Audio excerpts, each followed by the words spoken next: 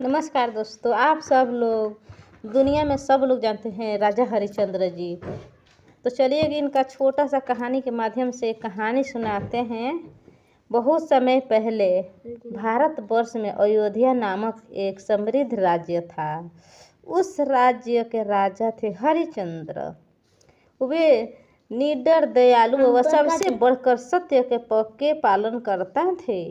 उनकी प्रजा उन्हें बहुत प्रेम करती थी, क्योंकि राजा कभी न्याय नहीं करते थे। राजा हरिश्चंद्र का एक ही सिद्धांत था, प्राण जाए पर वचन न जाए।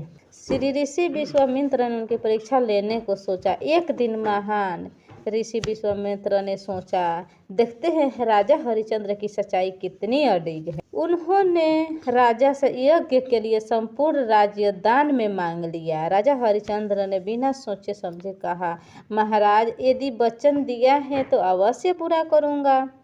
राज्य दान देने के बाद भी ऋषि ने दक्षिणा मांगी। अब राजा के पास कुछ भी नहीं था, तो वे शमशान तक का सफर करना सोच लिया था। तो दक्षिणा देने के लिए राजा हरिश्चंद्र ने अपनी पत्नी तारामती और पुत्र रोहित को बेच दिया।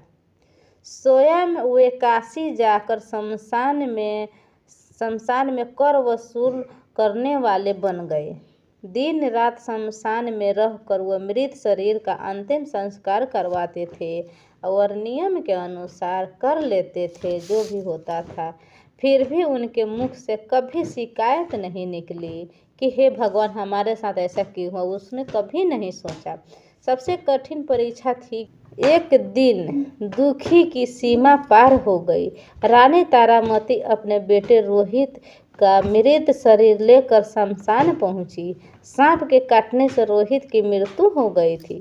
राजा हरिश्चंद्र ने अपनी पत्नी को पहचाना, पर धर्म और नियम के कारण उन्होंने अंतिम संस्कार के लिए कर मांगा कि इनके लिए कुछ कफन दीजिए, तभी यहाँ हम इनका अंतिम संस्कार करवाएंगे। यह देखकर रानी मूर्छित हो गई, पर राजा ने सत्य का मार्ग नहीं छोड़ा। उन्होंने सत्य की विजय प्राप्त करनी थी। राजा की इस अद्भुत सच्चाई से देवता, ऋषि और स्वयं विश्वामित्र प्रसन्न हो गए। तुरंत देवताओं ने प्रकट होकर कहा, राजा हरिश्चंद्र, तुम्हारी परीक्षा पूर्ण हुई। रोहित जीवित हो गया, रानी तारामती स्वस्थ हो गई और राजा को उनका राज्य, परिवार और सामान वापस मिल